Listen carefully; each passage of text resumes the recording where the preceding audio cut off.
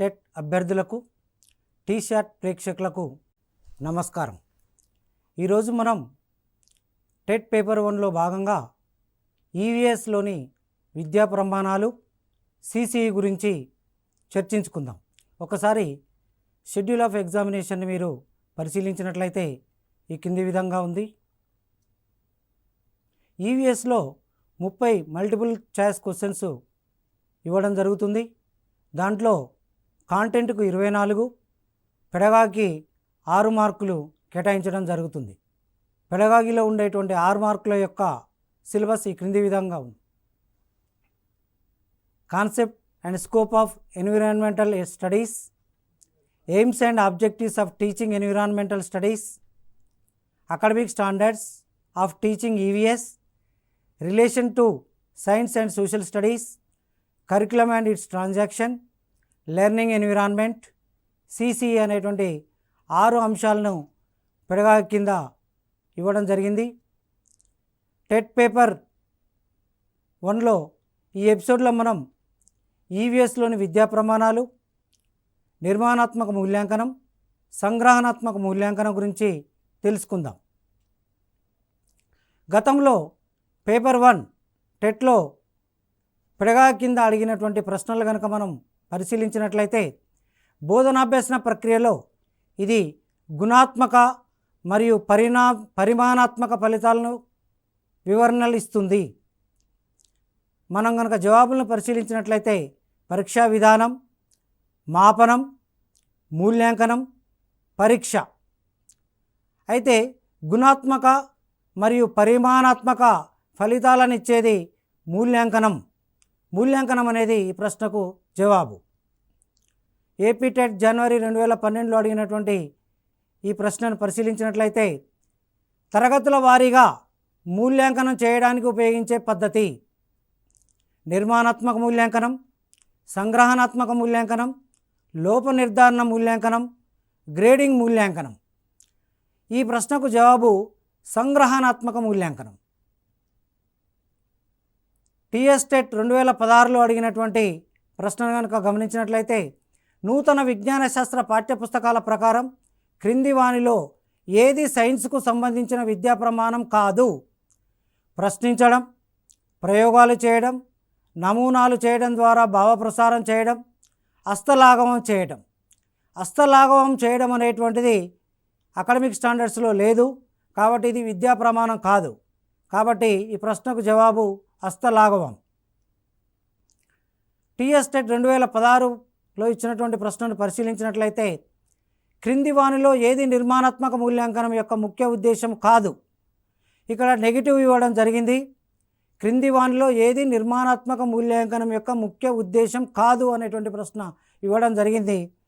దీనికి జవాబులుగా తరగతి విద్యార్థి యొక్క ర్యాంకును నిర్ణయించడం, బోధనా వ్యూహాలలో అవసరమైన మార్పులు చేయడం, బోధన వివిధ దశల్లో విద్యార్థి యొక్క అభ్యసనకు సంబంధించిన పరిపుష్టిని పొందడం, బోధనాభ్యసన ప్రక్రియలతో నాణ్యతను పెంపొందించడం.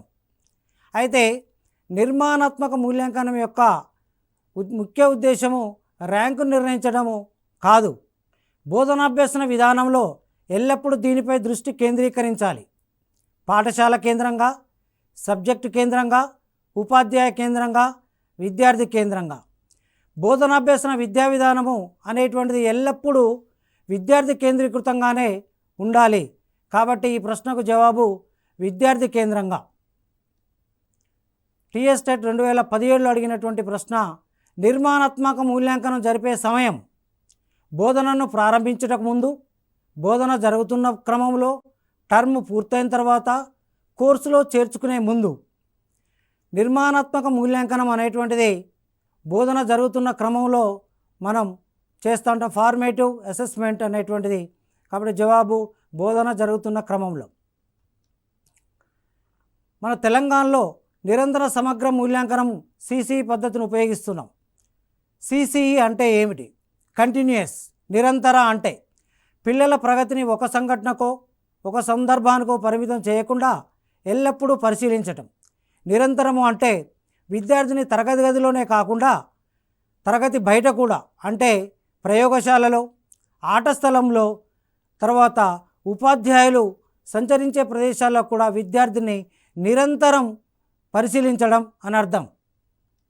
సమగ్రంగా అంటే పిల్లల సర్వతోముఖాభివృద్ధి అనగా పిల్లల శారీరక, మానసిక, నైతిక, జ్ఞానాత్మక రంగాలు అభివృద్ధి చెందించటం.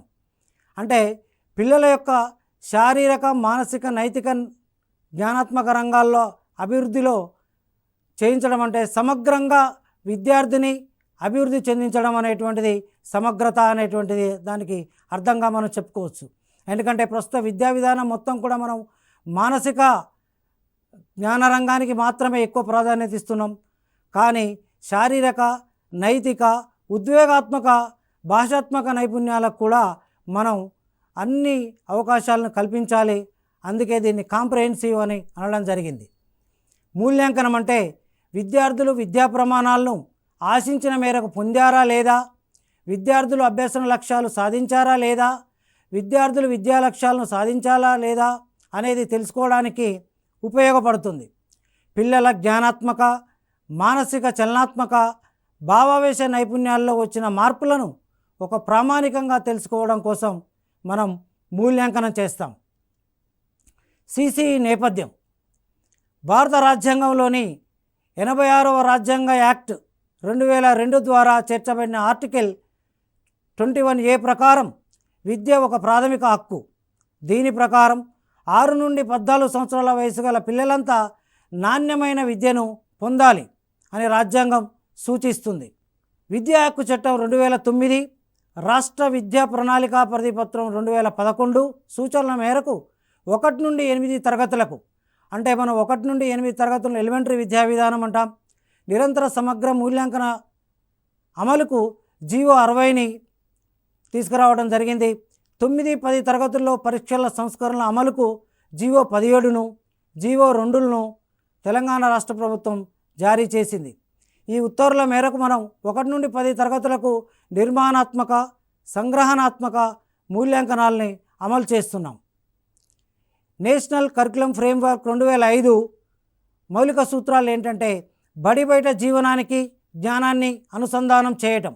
అంటే బడిలో నేర్చుకున్నటువంటి విద్యను బడి బయట నిత్య జీవితంలో విద్యార్థి ఉపయోగించుకునేలా చేయడం అనేటువంటిది మొదటి మౌలిక సూత్రం. బట్టి పద్ధతుల నుండి అభ్యసనాన్ని దూరం చేయటం. అంటే అభ్యసనం మొత్తం కూడా పుస్తక కేంద్రం కాకుండా, బట్టి పద్ధతులు కాకుండా అభ్యాస కేంద్రీకృత విద్యా విధానాల్ని, అభ్యాస కేంద్రీకృత అభ్యసన పద్ధతుల్ని ఉపయోగించాలనేటువంటిది ఈ మౌలిక సూత్రం. పిల్లల్లో సమగ్ర వికాసానికి పాఠ్య ప్రణాళికలను పరిపుష్టి చేయటం. అంటే మారుతున్నటువంటి సమకాలీన సమాజం కోసం పాఠ్య ప్రణాళిక నిరంతరం పర్యవేక్షిస్తూ నూతన పాఠ్య ప్రణాళికలను సిద్ధం చేయడం ఈ ఒక మౌలిక సూత్రం. పరీక్షలను మరింత సరళతరం చేసి తరగతి గది జీవనానికి అనుసంధానం చేయటం.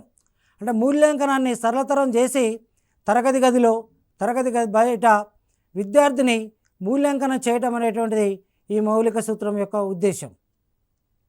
ఆర్టీ 2009, విద్యా హక్కు చట్టం 2009లోని అధ్యాయం 5లోని సెక్షన్ 29 సబ్సెక్షన్ 2 ప్రకారం పిల్లల ప్రగతిని నిరంతరం సమగ్రంగా మూల్యాంకనం చేయాలి. రాజ్యాంగంలో పొందుపరిచిన విలువలు ఎంతవరకు పిల్లలు సాధించారో మూల్యాంకనం చేయాలి. పిల్లలు సాధించిన జ్ఞానము, నైపుణ్యాలు, సామర్థ్యాలు మదింపు చేయాలి. భయరహిత వాతావరణాల్లో భావాన్ని స్వేచ్ఛగా వ్యక్తం చేసేలా చేయాలి. బాలల పూర్తి సామర్థ్యం మేరకు శారీరక, మానసిక శక్తులు అభివృద్ధి చెందాయో లేదో మూల్యాంకనం చేయాలి. ఇది ఆర్టీ 2009 చెప్పినటువంటి విషయం. మదింపు విధానాలని ఒక్కొక్కటి పరిశీలిద్దాం. అసెస్మెంట్ యాజ్ లెర్నింగ్ అంటే అభ్యసనం జరిగేటప్పుడే మదింపు చేయటం. పిల్లలు అభ్యసన సన్నివేశాల్లో పాల్గొని నేర్చుకున్నప్పుడు వారిని మదింపు చేయటం. అంటే పిల్లల అభ్యసన సన్నివేశాలు ఏముంటాయి అంటే పాఠ్యాంశంపై చర్చ జరిగేటప్పుడు పాఠ్యాంశంలో వారు పాల్గొనే విధానాన్ని పరిశీలించడం, సృజనాత్మకంగా భావాన్ని వ్యక్తీకరిస్తూ ఉన్నాడో లేదో చూడడం. అంటే తరగతి గదిలో ఏ విద్యార్థి అయితే సృజనాత్మకంగా సమాధానం ఇస్తున్నాడో ఉపాధ్యాయుడు గమనించడం. పాఠం మధ్యలో మరియు పాఠ్యాంశం చివర ఉన్న ప్రశ్నలపై చర్చిస్తున్నప్పుడు పాల్గొనే విధానాన్ని పరిశీలించటం, పాఠ్యాంశంలో ఉన్నటువంటి మూల్యాంకనం చేసేటప్పుడు విద్యార్థి చురుకుగా పాల్గొంటున్నాడా, ఇచ్చినటువంటి మూల్యాంకనాన్ని పరిపుష్టి చేస్తున్నాడా అనే అంశాన్ని పరిశీలించటం. అసెస్మెంట్ యాజ్ లెర్నింగ్గా, అంటే అభ్యసనం జరిగేటప్పుడే మదింపు చేయడం కిందికి వస్తుంది. అసెస్మెంట్ ఫర్ లెర్నింగ్, అభ్యసనం మెరుగుపరచడానికి మదింపు. బోధనాభ్యసన ప్రక్రియలో భాగంగా విద్యార్థి ఏమి నేర్చుకున్నాడు, ఏమి నేర్చుకోలేకపోయాడు, ఎక్కడ ఇబ్బంది పడుతున్నాడు, ఏ అంశాల్లో అతనికి మరింత సహాయం అవసరం అనే దృష్టితో చూసి బోధనాభ్యసన ప్రక్రియలో మార్పు చేసుకునేందుకు చర్యలు చేపట్టడం వల్ల ఆ పిల్లల్లో అభ్యసనం మెరుగుపరచడానికి అవకాశం ఉంది. దీనిలో భాగంగానే మనం నిర్మాణాత్మక మదింపు చేపడుతున్నాం. నిర్మాణాత్మక మదింపులో గల 4 అంశాలు, సాధనాల గురించి వివరంగా తెలుసుకుందాం. అసెస్మెంట్ ఆఫ్ లెర్నింగ్, అభ్యసనం యొక్క మదింపు. పిల్లలు పొందిన జ్ఞానాన్ని కొంతకాలం తర్వాత పరీక్షించటం. అంటే జ్ఞానాన్ని పరిశీలించడానికి మనకు విద్యా ప్రమాణాలను ఎంచుకుంటాం. విజ్ఞాన ప్రమాణాల వారీగా మనం వారి జ్ఞానం ఎంత నేర్చుకున్నారో అనేటువంటి అంశాలను మనం పరిశీలిస్తాం.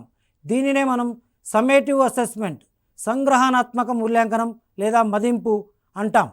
ఈ సంగ్రహణాత్మక మూల్యాంకనం గురించి వివరంగా తెలుసుకుందాం. మదింపు విధానాలు 2 రకాలు.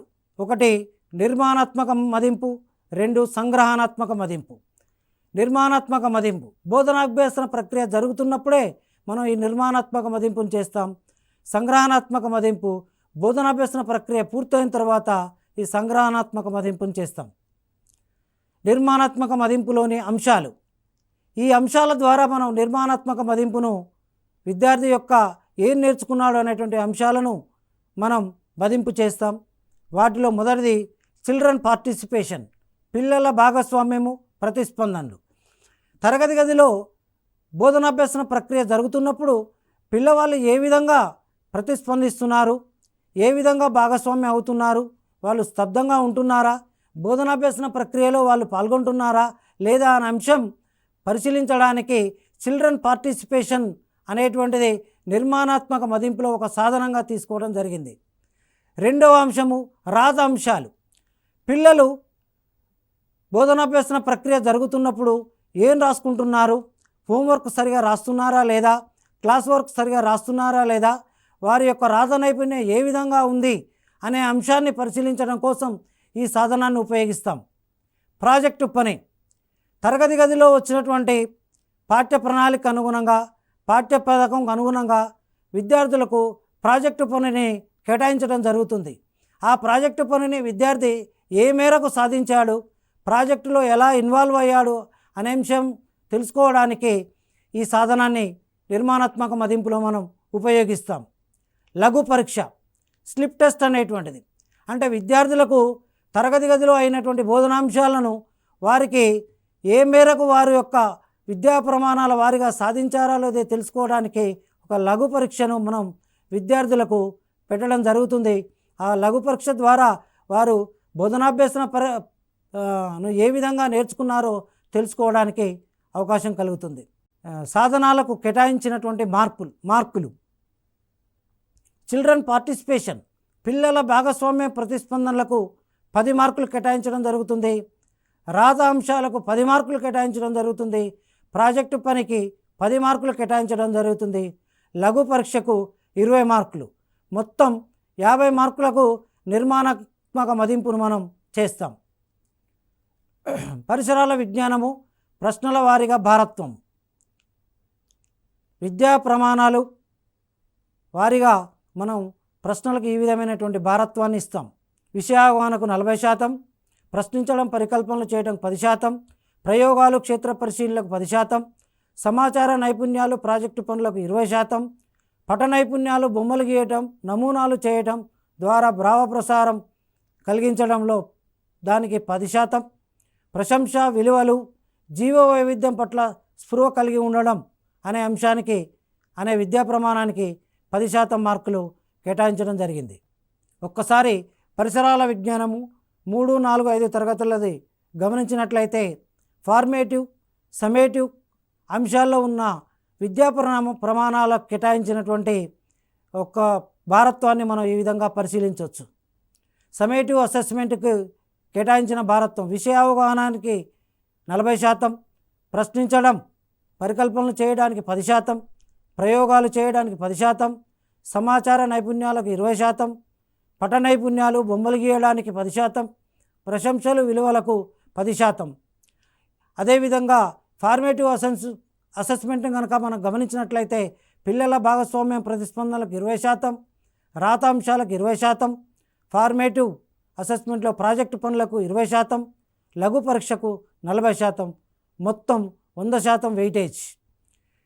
ఫార్మేటివ్ అసెస్మెంట్ని 50% మార్కులకు గాను, సమ్మేటివ్ అసెస్మెంట్ను 50% మార్కులకు గాను మొత్తం 2 అసెస్మెంట్లు కలిపి 100 మార్కులకు తీసుకోవడం జరుగుతుంది. సాధారణంగా ప్రతి సంవత్సరంలో నిర్మాణాత్మక మదింపు 4 సార్లు ఉంటుంది, సంగ్రహణాత్మక మదింపు 2 సార్లు ఉంటుంది.